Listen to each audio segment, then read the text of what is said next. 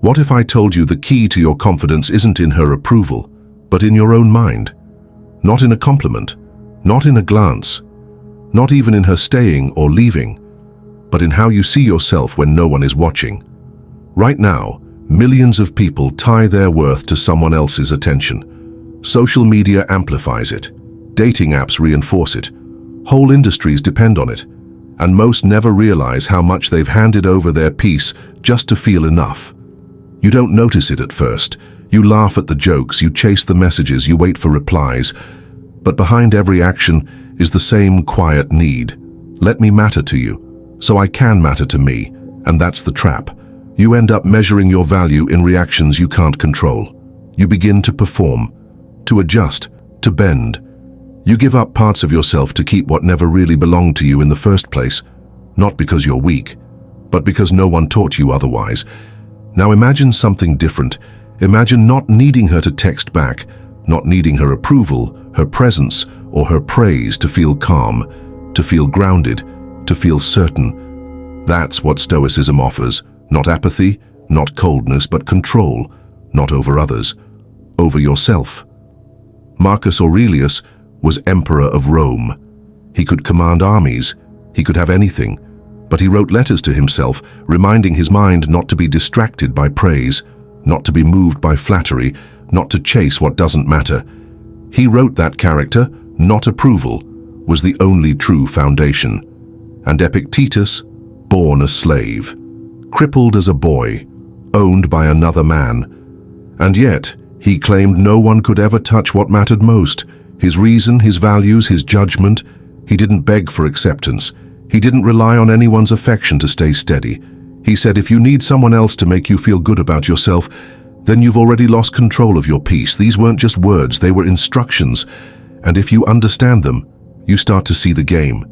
Every time you feel anxious about someone's opinion, every time you change to be liked, every time silence from her makes you feel small, that's the sign. You've placed your self-worth somewhere outside of you. Stoicism calls it noise, not evil, not dramatic, just noise. Your job isn't to silence the world, it's to stop letting it dictate your direction. And that starts with clarity. Clarity about what you can control, your choices, your focus, your principles, and clarity about what you can't. Someone else's thoughts, their words, their reactions. Once you learn the difference, life gets lighter, not because people treat you better, but because their treatment no longer decides how you treat yourself. This video isn't about blaming women. It's not about withdrawal. It's not about bitterness. It's about reclaiming power. And if you apply what Marcus and Epictetus taught, not just quote them, not just admire them, but apply their thinking, you'll feel it. You'll stop waiting to be seen. You'll stop chasing the highs of approval and fearing the lows of rejection. And slowly, something shifts. You begin to act with calm, not impulse. You stop asking, what will she think of me? And start asking, what do I think of me? That question, repeated enough, changes everything. This is what the Stoics lived by. It's what men today need more than ever. In the next hour, I'll show you how this thinking works, step by step. Not in theory, in practice. No cliches, no overused motivational phrases. Just clear ideas from men who lived with discipline, who didn't beg for affection, and who built their peace from the inside out. This is the Stoic art of never needing a woman's validation, and it's not just possible, it's necessary. Let's begin. Over 2,000 years ago, a man stood in the marketplace of Athens and began teaching something unusual. His name was Zeno. He had lost everything in a shipwreck, but instead of chasing what he lost, he began searching for something he could keep. He ended up laying the foundation for what became known as Stoicism. It wasn't a religion, it wasn't about gods, it was a way of thinking, a way of living that didn't depend on luck, praise, or possessions. The early Stoics met in a place called the Stoa Poikile, a painted porch. That's where the name comes from. Stoa, Stoicism, simple. From Zeno came Cleanthes, then Chrysippus. Over time, the ideas spread across Greece, into Rome, and eventually shaped the minds of some of the most well-known thinkers in history. Three names stand out. Seneca, a Roman statesman, advisor to emperors. He wrote letters about how to live, how to manage pressure, how to avoid being controlled by what others do. Epictetus, born a slave.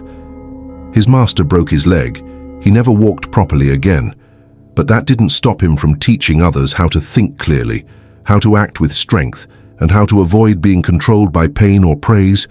And Marcus Aurelius, Emperor of Rome, the most powerful man of his time. But instead of being consumed by power, he wrote to himself each night, reminders to stay humble, warnings against vanity, notes on how to stay steady when things go wrong. These men lived very different lives, but they followed the same principle, that your peace comes from inside you, not from other people, not from outcomes. And that idea, the core of Stoicism, can be broken into one rule: control what is yours, let go of the rest. That's it. You can control your words, your choices, your actions, your habits, your standards. You cannot control who leaves you, what people say, what others believe, how the world reacts. So Stoicism says, focus only on what's up to you. Spend zero energy on what isn't. Because the moment you spend your time chasing what isn't in your power, you give up your ability to choose how you live. In today's world, this is more important than ever. Every time you open an app, you're exposed to other people's opinions, their lifestyles, their looks, their relationships. You're flooded with comparison, with pressure to be noticed, to be liked, to be wanted. You're taught to believe that who you are is only as good as how others react. But the Stoics warned against that thinking. Seneca said, "You act like mortals in all that you fear and like immortals in all that you desire." In other words, people waste time worrying about opinions as if they'll matter forever, when they don't even control the next moment. Epictetus taught his students that needing approval is a form of slavery. If you need someone else to say you're worthy, then you're not free. And Marcus Aurelius reminded himself daily, never rely on another person to give you peace. Peace is something you build, not something you're given. These weren't quotes for decoration. They were strategies. And they work today the same way they worked then. Because the basic problem hasn't changed. People still chase what they can't control. They still think status gives meaning. That praise creates value. That attention means worth. But attention fades. Praise disappears. And even the most loyal people can walk away. What stays is what you choose. Your discipline, your reasoning, your principles. That's where Stoicism points you. It tells you, stop chasing validation. Start mastering responsibility. Not the kind others give you, the kind you give yourself. Responsibility to your mind, your time, your standards. When you understand that, relationships stop being something you need to feel whole. They become something you choose freely, from strength, not fear. That's what Stoicism trains. Not coldness, not distance, but clarity. But so when someone approves of you, it doesn't make you dependent. When someone rejects you, it doesn't shake your foundation. When someone leaves, it doesn't destroy your identity. Because your value doesn't move with someone else's choices. It stays fixed in your own. And that's why Stoicism still matters. Because until you stop outsourcing your worth, you'll never be in control of your life. The Stoics knew that. They lived it. And now, so can you. Let's keep going. Look around today and you'll see something happening almost everywhere. It's not spoken directly, but it drives most behavior. It shapes how people act, what they post, who they chase, and what they fear.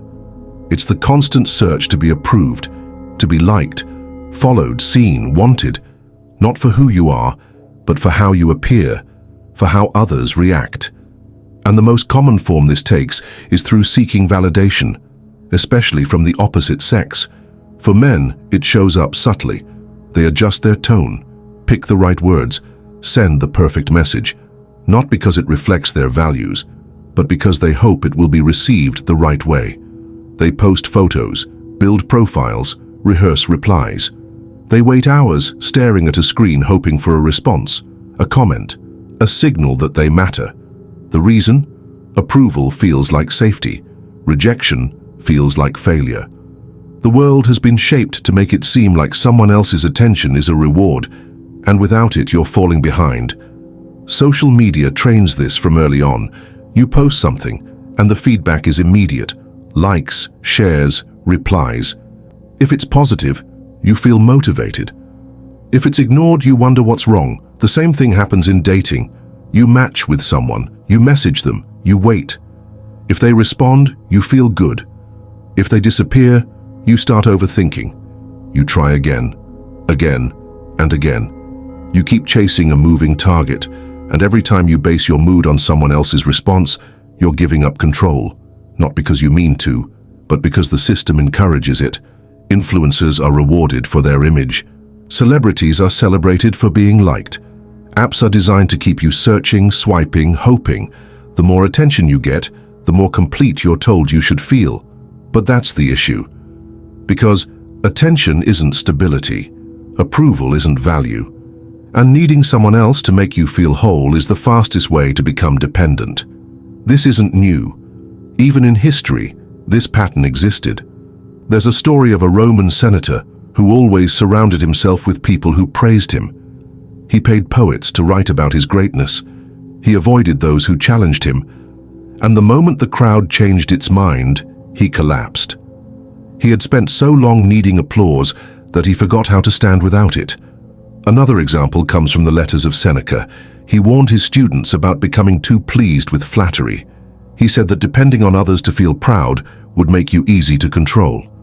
That's the reality. If someone can make you feel good just by paying attention to you, they can also take that feeling away the moment they withdraw. And now, this habit has gone digital.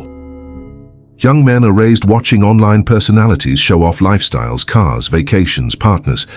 They grow up thinking that being loved by many is the same as being worth something.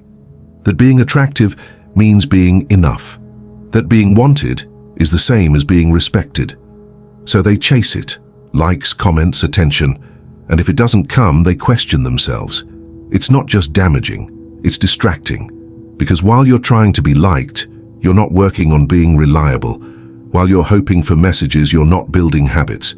While you're worried about being ignored, you're not setting your direction. The worst part? This search never ends. You get one approval, you want another. One match, you want more. One compliment, it fades in a day. It's never stable, it's never fixed, it can't be. And that's the trap. When you rely on someone else to tell you who you are, you're never done proving it. When you need someone else to say you're enough, you're always chasing. The Stoics saw this clearly. They called it madness, letting your peace depend on the choices of others. They said the wise person builds their worth on what doesn't move. On reason, on action, on character. Because when your foundation is internal, you don't need to be chosen to feel complete. You don't need to be seen to move forward. You can act without approval, walk away without panic, stay calm without feedback, and that's the difference between control and dependence. One is built, the other is borrowed. The first lasts, the second never does.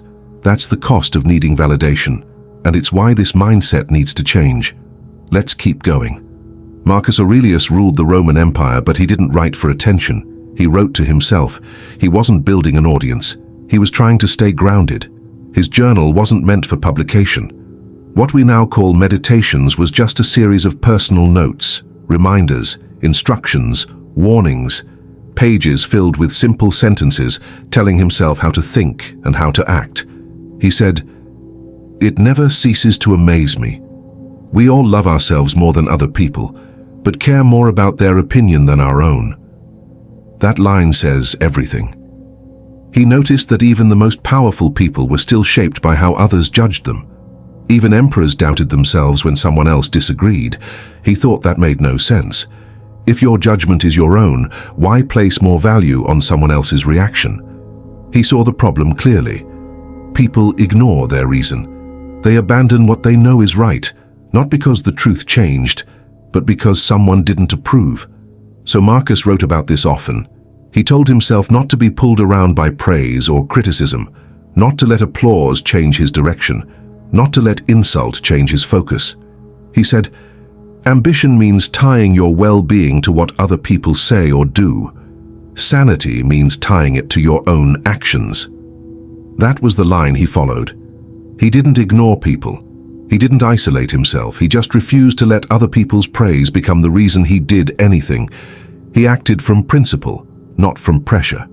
As emperor, he had constant attention. People flattered him, tried to impress him, offered compliments to stay close to power, but he saw through it.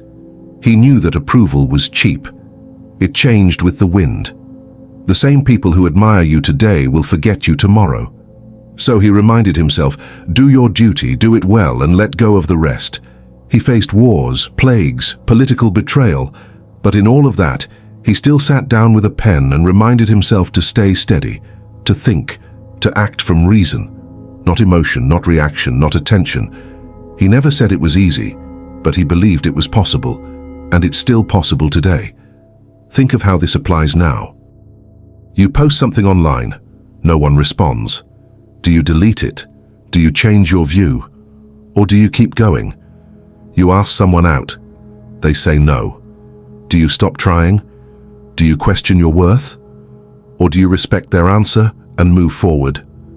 You speak your mind. Someone laughs. Do you go quiet? Do you adjust your voice? Or do you stay firm? Marcus would say, ignore the reaction. Focus on the effort. Focus on your reasons. He wrote, if you are distressed by anything external, the pain is not due to the thing itself but to your estimate of it, and this you have the power to revoke at any moment.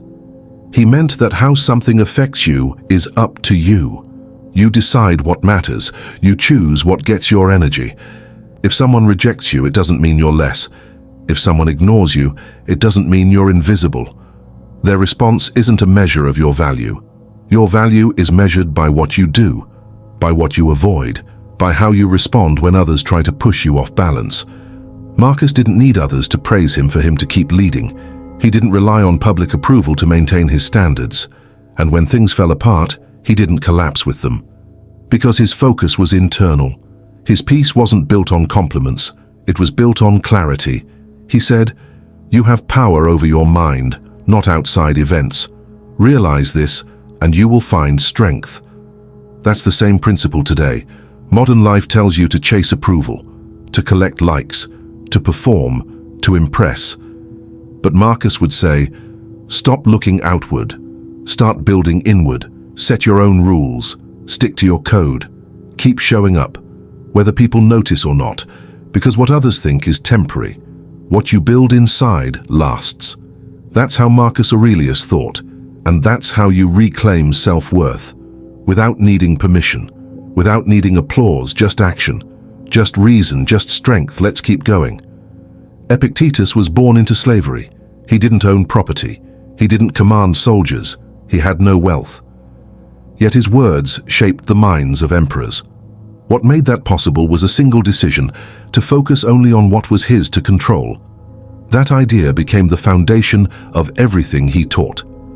You can find it in the first lines of the Enchiridion, where he writes, some things are up to us, and some things are not. He explains what that means. Your thoughts, your actions, your choices, these are yours. No one can take them. But your body, your reputation, the actions of others, these are not. And trying to control what isn't yours leads to confusion, even pain. When you care too much about what others think, you're chasing something outside your reach. When you change yourself to meet someone's opinion, you've already given up your freedom. Epictetus saw this clearly. He had no social power, but he refused to let anyone own his judgment. He said, if someone speaks ill of you, do not defend yourself against their accusations, but reply, you obviously do not know the rest of my faults, or you would have mentioned them as well. That wasn't arrogance, it was precision. He wasn't pretending he was perfect. He just knew that someone else's view couldn't change who he was, and unless he allowed it. This is what made his thinking sharp. He trained his students to separate what belongs to them from what doesn't. If someone insults you, that's their action, not yours. If someone ignores you, that's their choice, not your failure. If someone praises you, it feels good, but it's still not yours. The key is to stay aware. The moment you let your emotions be driven by another person's words, you've handed over control. He said, as you think, so you become. Meaning, if you think your worth depends on someone else, it does. If you believe your peace comes from approval, you'll never find rest. But if you train your mind to care only about what's in your hands, your values, your behavior, your effort, you can stay steady. Even when people talk, even when they walk away, even when they misunderstand you. Epictetus never said this was easy. But he knew it was possible, and he proved it. He lived in poverty. He taught in public. He gave advice to people with more money, more fame, more access. But they came to him because he had something they didn't. Control, not over others, but over himself. He said, "No man is free who is not master of himself." That's why his words still matter. They don't just offer theory, they offer action. He suggested exercises to build this independence. When someone praises you, remind yourself, this doesn't make me better. When someone criticizes you, ask, is it true? If it is, learn. If not, let it pass. If someone leaves, remember, their choices are theirs. What matters is how you respond.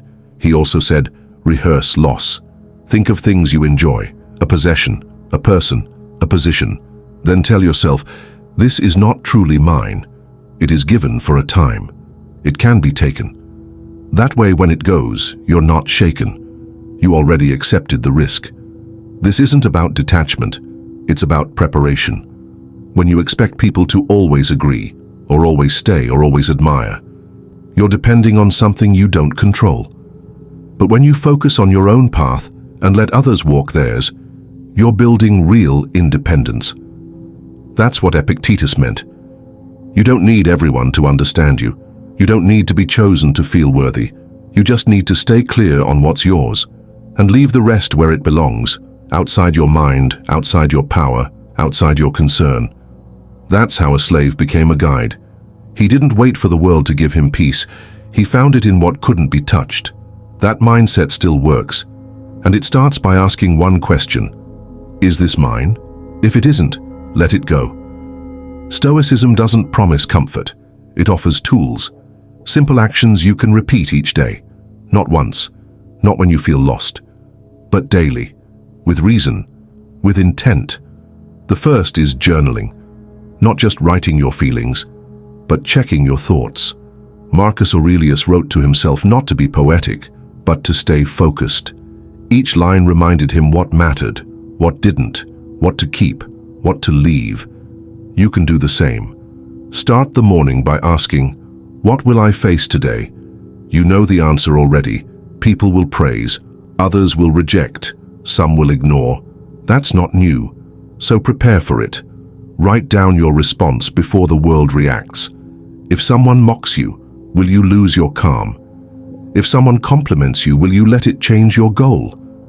Don't wait to find out. Decide first. At the end of the day, ask, did I stick to my values? Did I act with reason? Or was I moved by approval, pulled by reaction? This isn't about judgment. It's a check-in, just like an athlete reviewing their training. Not to feel shame, but to improve, to stay sharp. The next tool is reflection, a habit, a pause. When something hits, rejection, insult, confusion, stop, step back. Ask, is this in my control? That question is the break, the reset. If the answer is yes, act. If not, let go. Most of the time, you'll find the cause of discomfort isn't the event. It's your response. It's what you told yourself it meant. That's where cognitive distancing comes in. When you feel insulted, ask, what exactly happened?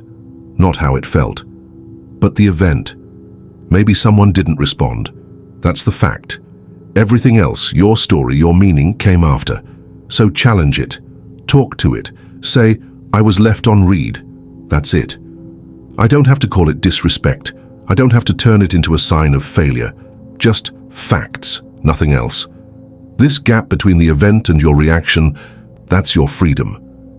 Epictetus called it the ruling faculty, the power to choose how to respond. Practice this, especially with rejection. Someone doesn't want what you offer. That doesn't say anything about your worth. It only says something about their choice, and their choice is theirs. Marcus Aurelius wrote, you have power over your mind, not outside events. Realize this and you will find strength. Apply it. When rejected, repeat, this doesn't reduce me, it's outside me. When criticized, ask, is this useful? If yes, learn. If no, let it fade. The next exercise is meditation on impermanence. Remind yourself often, nothing lasts, not praise, not insult, not the people, not the moments. Everything passes. When someone admires you, know it won't last. When someone leaves, know that too will fade. The memory, the pain, the urge to chase. That's why Stoics train to accept loss, not to feel nothing, but to stay clear, to understand what can be taken was never truly yours. So practice noticing change. The seasons, the body, the emotions, they all shift. So will others' judgments. Don't hold them too tightly. You are not fixed by what people say. You are not undone by what they withhold. The Stoics measured worth by one thing: virtue, not success, not fame, not love, just how you think, how you act, how you live. Seneca said, a good character, not something given by others, makes a person complete. So build that. Don't wait to be chosen. Don't beg to be liked. Choose yourself through your actions. Each time you tell the truth when lying would be easier, you grow. Each time you keep calm when insulted, you win. Each time you choose reason over reaction, you lead. That's real validation. From within, earned by effort, not gifted by others. Repeat it daily, not just when needed, but always. Write, reflect, pause, question, practice, because your self-worth isn't in their hands. It's in your discipline. Let's keep going. Many people hear the word stoicism and think of silence, emotionless, cold. A person who doesn't care. That's not stoicism. That's a misunderstanding. Stoicism never said to avoid feelings. It said to master them. The difference matters. If you care about something and lose it, of course there's a reaction. What Stoicism teaches is how not to be controlled by that reaction. It doesn't tell you to be a robot. It tells you to be ready. The goal is to keep your center steady so you're not up when they praise you and down when they ignore you, so you can respond to life, not just react to it. Marcus Aurelius felt pressure every day. He lost children. He faced war. He ruled an empire. But his journal wasn't full of denial. It was full of reminders. He wrote to train himself, to act on reason, to stay grounded, not to be numb, but to stay free. Emotions are part of being human. The Stoic doesn't run from them, but he doesn't serve them either. He feels, but he chooses how to act. That's the difference between emotion and reaction. One happens, the other is up to you. So when people say Stoics don't feel, they've missed the point. Epictetus said it clearly. You're not disturbed by things. You're disturbed by the view you take of them. That's not suppression, it's awareness. When someone criticizes you, you don't pretend it means nothing. You examine it. If it's true, use it. If not, move on. When someone leaves you, you don't pretend it never mattered. You accept it. But you don't beg. You don't chase. Because that would mean your peace belongs to someone else. It doesn't. This is what Stoicism builds, confidence that comes from discipline, not approval, not attention, not being wanted. Confidence that says, I'm not shaken by judgment. I'm not waiting for permission to respect myself. It's easy to think needing others makes you caring. That independence means coldness. But healthy connection only happens between two whole people, not between one who gives and one who takes. Neediness destroys respect, not just from others, but from yourself. If you think your worth depends on being wanted, you'll trade your values to stay chosen. You'll stop asking if something is right. You'll start asking if it will make them stay. That's not love, that's fear. Stoicism cuts through that. It says, hold your ground, build yourself. And if someone joins you, great. If they walk away, you're still whole. Relationships that work aren't built on desperation. They're built on strength, not pretending to be perfect, but showing up as you are, without begging to be accepted. The more you cling to being liked, the less you respect yourself. The more you depend on others to feel okay, the more fragile you become. Stoicism flips that. It tells you, build your character, not your image. Speak with reason, not impulse. Choose based on principle, not pressure. That's not distant, that's discipline, and people who are secure will respect it. Those who aren't may leave. Let them, because you weren't built to be everyone's favorite. You were built to be free, and that freedom is quiet. It doesn't chase, it doesn't compete, it doesn't shrink or perform. It shows up with clarity, with limits, with presence. That's what Stoicism gives. Not silence, not coldness, but calm. And from calm comes real connection. Not forced, not fake, but earned. So next time someone says Stoics don't feel, remember, Stoics feel everything. They just don't get lost in it. And that's power. There's a pattern among men who stay balanced in the middle of chaos. They don't chase, they don't beg, and they don't shape their lives around being accepted. They follow a different system, one built on discipline, not emotion. Admiral James Stockdale spent 7 years in a prison camp during the Vietnam War, beaten, isolated, tortured. But when he returned, he didn't speak about anger or revenge. He spoke about Epictetus. He said the Stoic mindset saved his mind. It gave him rules. He couldn't control the beatings, he couldn't control what was taken from him, but he could control his thoughts. That gave him space. Space to think, space to survive, space to lead. He resisted not with violence, but with clarity. Most people won't face that level of pain, but they will face loss, rejection, moments where attention disappears. That's where the same system applies. There's the story of Cato, a Roman senator and known for strict principles. He didn't sway with the crowd. He didn't trade truth for approval. He believed in virtue above comfort. He married, raised a family, and led people, but he didn't base his value on those around him. He was known for being unmoved by praise and criticism, not cold, just solid. Cato once divorced his wife not because of scandal, but because of ethics. Later, he remarried her for political reasons to protect her status. He didn't let emotion cloud decisions. He acted with reason. When people questioned him, he didn't explain himself to win them over. He stuck to what he believed. That was enough. Fast forward. In modern times, there are men who turn to these same ideas, especially after relationships break down. One man, mid-30s, built his identity around being wanted, always needing confirmation, messages, attention, constant approval. When a long-term partner left, he lost all structure. It wasn't just the breakup, it was the collapse of something deeper, the belief that he only mattered if he was loved. He found Epictetus, not as a theory, but as a path.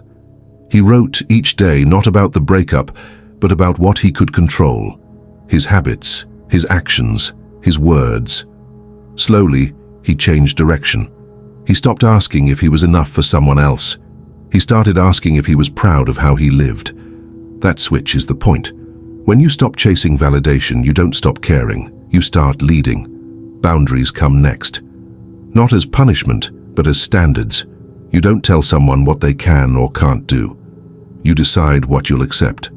And if they break that, you don't yell, you leave. That's not arrogance. That's self-respect.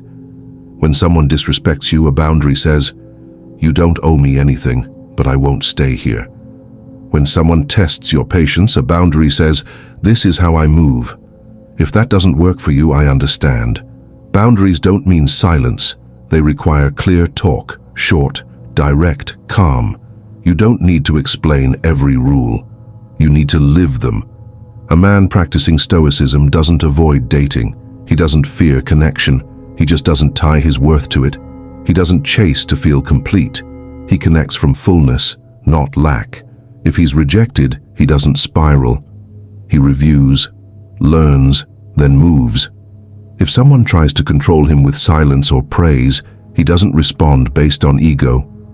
He looks at what's being done, decides if it aligns, then chooses. Always in control of his own behavior. That's how the Stoic shows up in the real world. Not by pretending to be detached, not by pretending to not care, but by staying aligned, inside and out. Whether in Rome or now, the principle hasn't changed. You are not what they think. You are what you do. The Stoic builds his foundation on that alone. Thank you for following us on this educative journey to not needing anyone's validation. If you found this video helpful, kindly like, share and subscribe to the channel for more educational content. Thank you.